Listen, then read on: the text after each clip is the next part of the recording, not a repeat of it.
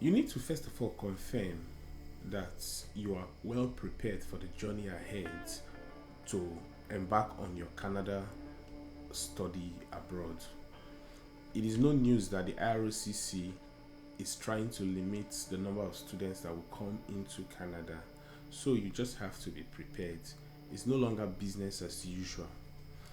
Now, the first thing you should take in mind is you should know that the average tuition in Canada costs about 20,000 Canadian dollars, and most schools will require you to pay up to 10,000 Canadian dollars. Now, given the unstable nature of the exchange rates, it could vary. Let's say, for example, the amount you are supposed to pay as at Monday, when the exchange rate was 1,180 naira, it will be different if you are paying on Friday and the exchange rate has gone to 1,200. So as you make your plan, try and ensure that you plan ahead. You save extra money for the difference in fluctuation in exchange rate, or better still, if you can, just get your money in US dollars and save in US dollars, so that by the time your admission is out, there will be no story. Another thing you should consider is that based on the new rule, you need to prove that you have about 21,000 Canadian dollars as your living expenses for the first year. Let's say you are going for a master's degree program and the program is for 2 years. That is about 42,000 Canadian dollars. So, as a rule of thumb, or as stated on the IRCC website, you need to prove just 1 year. However, you need to also show that you can pay for the second year. A wise decision would be just planning for the 2 years and prove your funds for that 2 years. So that being said, bear in mind that you may need to show up to 2 years proof of funds, which would amount to about 42,000 Canadian dollars. Now, if let's say your school fees is 20,000 Canadian dollars and you've already paid 10,000 Canadian dollars, then you need to show that you can pay for the balance of your tuition fee, which will be another 10,000 Canadian dollars, and you have money for the second year, or you can pay, let's say you want to show everything plus another 20,000 Canadian dollars. That is already 30,000 Canadian dollars on the side of the tuition.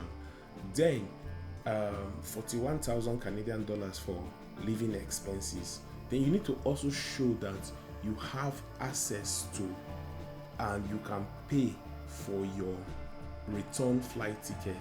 Let's budget another $3,000 to $5,000 for that.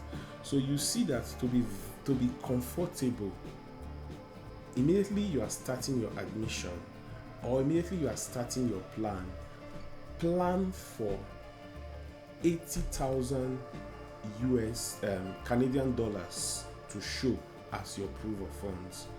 And you can either show it by yourself, or you use sponsorship. And if you must use sponsorship, the sponsor must be a direct family member, that is your parents or your siblings. No extended family, no uncle, no friend. And we normally advise, from experience, use a personal account instead of a company account. If you must use a company account, then you must be ready to prove that that money in the company account is available for the purpose, it's available to use. So to save the headache, you can use a personal account, and the time duration must be like about 6 months, What am I saying? Don't make this mistake of, is it not turnover they want to see? You just put in money and you take out the money. You put in money, you take it out. To me, from experience, it's not a good strategy. A better strategy would be, what is the minimum available balance at the end of each month? Let it be progressive. Let's say you are looking at a closing balance of about $80,000. It's okay if you have like the beginning of your statement is like a $30,000 or a $40,000 or a $50,000 Canadian dollars, that is the equivalent, and you gradually grow it to the 80,000 Canadian dollars. Or if you even have the 80,000 Canadian dollars at the beginning of the statement, you put it. Then no matter what you do, even if the money at the beginning is any amount, include a proof of how you came to accumulate that amount on in your visa application.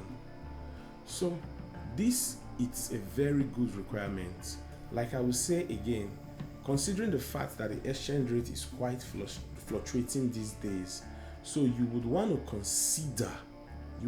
consider probably saving your money in US dollars, as in, if you can get a US dollar account, a domiciliary account that is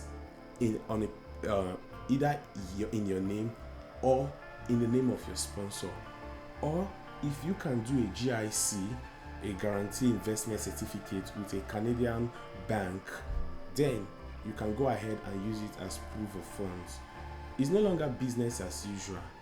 They pay real details and real attention to the proof of funds part, and they are using it as a filter to filter those that can pay for their education and those that cannot pay for their education.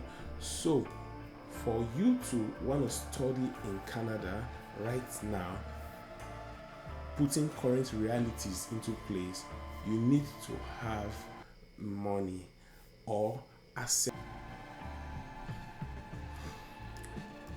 To learn how you can use student loan for your proof of funds, and how to use student loan to fund your study in Canada, click on the link that is floating above, and I have put in a lot of work to explain how the student loan work in Canada. If you find value in this video, do well to subscribe, share amongst your friends, and drop a comment below. And if you want us to make any video explaining anything, just drop it in the comments. Thank you very much. See you in the next video. Bye.